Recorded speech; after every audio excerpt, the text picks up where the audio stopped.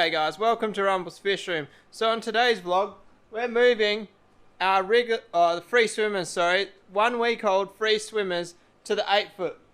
Which means we need to move Aaron out, that bloke there.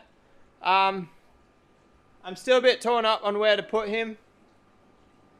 I think I'm just going to put him in the pond with the rays and fingers crossed he doesn't bother the rays. I'll obviously keep a close eye on him, but I don't want to put him in a tank.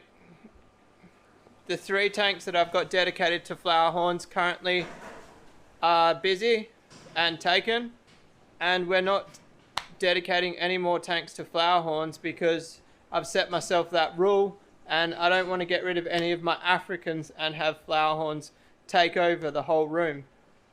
But there is somebody I do want to try and breed the that flowerhorn with. Alright guys, so first up, we need to catch Aaron,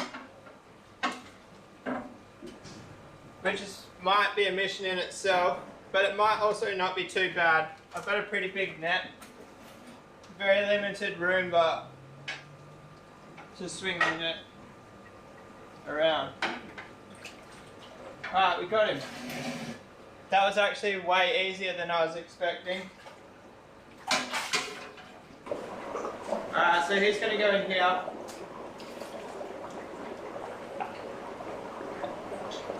But we're going to keep a close eye on him. I'm 90% sure I've actually had him in with the stingrays before, and he didn't bother them. But we're definitely going to keep a close eye on him. It'll go one of 2 ways. He'll either thrive in there or he won't do so well. The amount of fresh water that gets. I don't know if I've told you guys, I'm thinking about doing a surgery on him, but that'll be for a later date. Alright guys, look, the light's coming in really handy. I don't have a light on this, but you guys can see. So I'm going to siphon as many as I can into this bucket.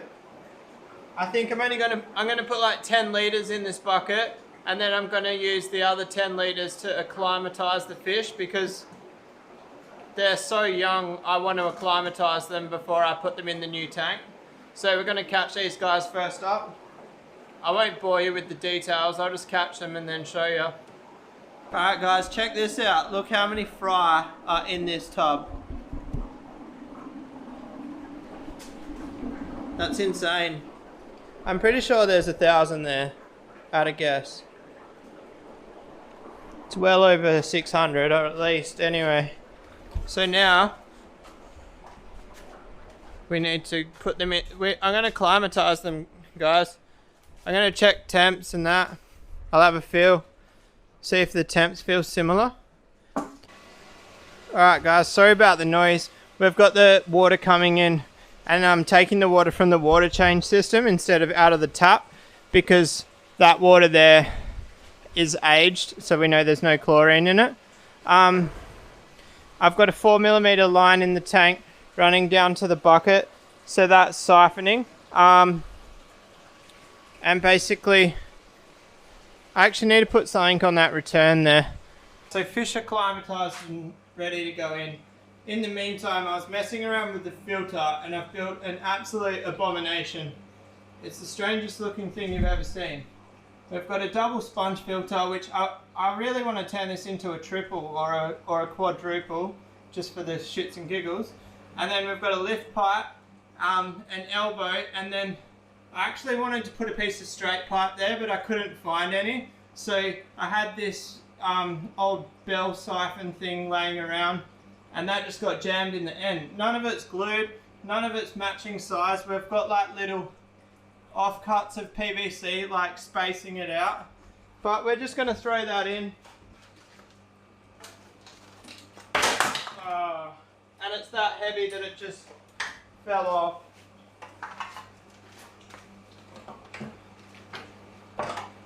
So it didn't actually break off, it literally fell out of the sponge. Now I've got to get this airline back in, guys. Alright, let's try that again, guys. I really need to get lids for this tank too. It will help keep the heat in. Wow, so that's pretty cool, guys. The air's bubbling out the top, the water's flowing out of the bottom. So it's kind of acting like the same as the air lifts on the pond. I wonder if I put a straight pipe on there, whether I could increase the flow. Probably a dumb idea. It's a sponge filter at the end of the day. I'm just going to leave it like that. Hopefully it doesn't end up falling over. So the flowerhorns are now acclimatized. I moved them, I tipped some water out. I made sure I didn't have any fry, just water. And I moved them into a smaller bucket so it's easier for me to carry up there. What else? For some reason that sponge keeps on doing circles. I wanted it pointing across, but I'm gonna have to figure out a way to tie it in so it faces that way. It's actually working. Even though that was just a mess around and we were just sticking bits together, it's working really well. It's sucking the air up and blowing the water out the bottom. I'm super surprised with it, and I'm really actually quite happy with what I've just thrown together there. Alright guys, if you have a fish tank and you don't own one of these, I definitely suggest getting one. This tank's that high that it's a little bit hard for me to do. Alright, so in case you guys, I just hit my head, are wondering, yes, it's going to be very hard to feed these guys. Siphoning the tank, because I don't know if I told you guys or not, after our discussion before, I did decide to siphon the tank. Sorry about the noise. And the tank was actually surprisingly easy to vac the bottom. Oh, I forgot to change the camera settings. Alright guys, and we're ready to go in. I'm probably just going to pour them. You guys aren't even actually going to be able to see them.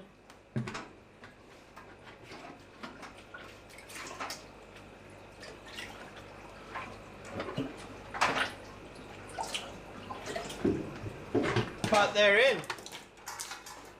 Comment below, can you guys actually see them? That's just me fishing for comments, guys, because obviously I'm going to be able to see the footage once I edit the video. But they're in. Seem to be hoarding here. Oh, sorry guys, the light's flickering. My bad.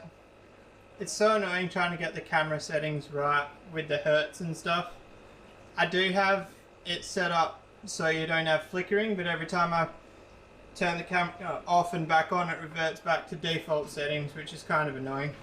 But anyway, we're not here to talk about the camera, are we? Let's look at the fish. Give me 2 secs, I'll take the camera off and I'll change the settings.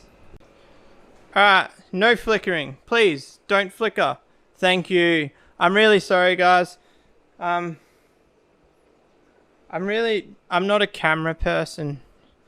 I never did like videography at school or anything, so this is learning for me. Anyway, what was my point? Oh yeah, the tank was quite easy to vac.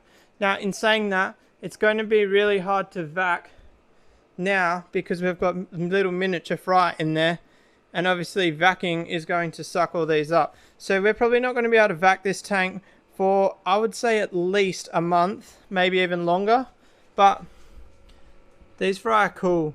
Can you guys tell from the video how many are actually in here? There's a few that aren't moving. Oh, they are moving.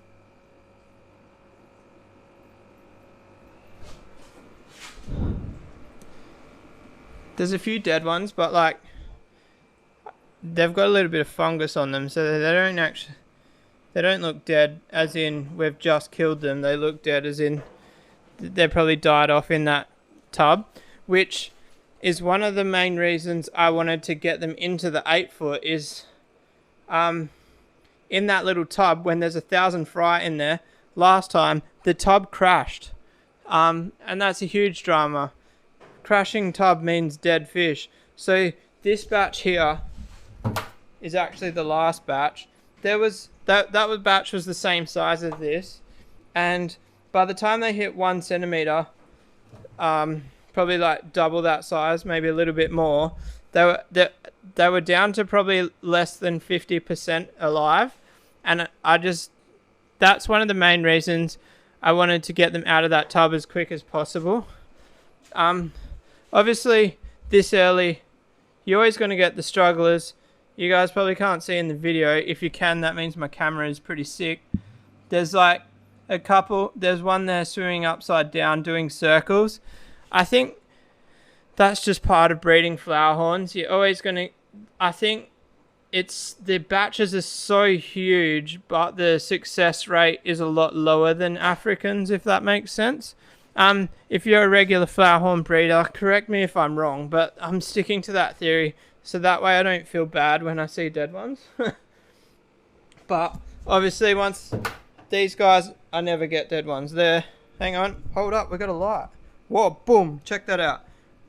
Oh, you still can't see because A, I've just scared the shit out of them and they've swam away, and B, there's that much water movement. Why is the camera... What are you doing, camera? It's got SOS mode. Check this out.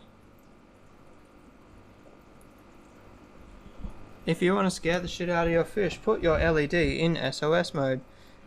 I'm probably going to have a big problem with these fry when it comes to putting them in the fish room and selecting them, because they've never actually been under a light. So this light is actually scaring the shit out of them. But that's alright. I'm actually going to start feeding these guys more too. I've been giving them probably like a 5 to 10 gram pinch 3 times a day. I might up that to like a 20 gram pinch, just because there's so many in there. We'll try to get a bit more growth out of them. But the fry in, guys, that was like the biggest ramble that had nothing to do with today's subject. What do you think? Drop a comment. Are you excited for this? So I'm actually going to have to record another video after this, and it's going to be the first video for my 0 to 10 centimeters in 10 minutes video.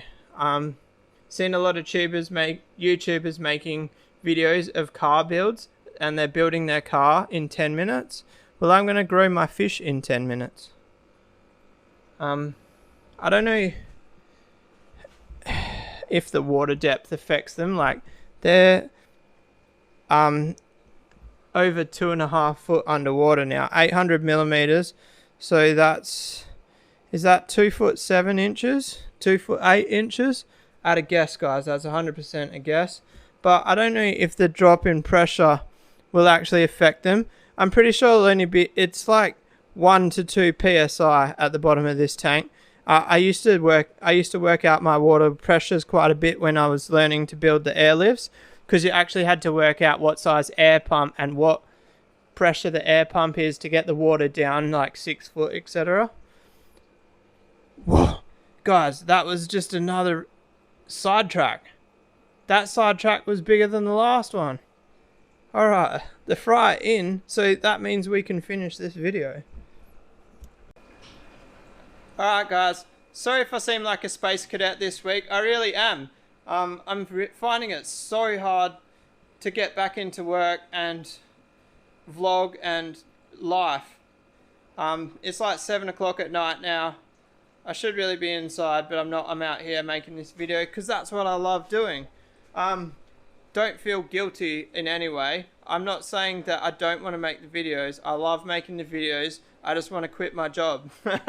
No, just joking. Or kind of not really.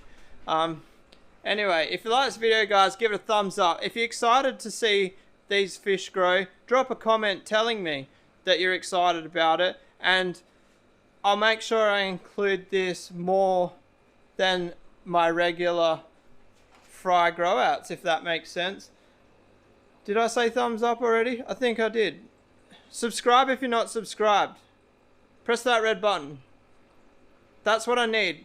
For those of you who are wondering how I'm going towards getting monetized, I've almost got the 4,000 watch hours, but we're only at 500 subscribers. So we don't have to worry about watching. You guys can stop watching if you want, as long as you hit that subscribe button. Hang on, nah. Don't stop watching. Please keep watching my videos. But anyway, see you guys tomorrow. Peace out.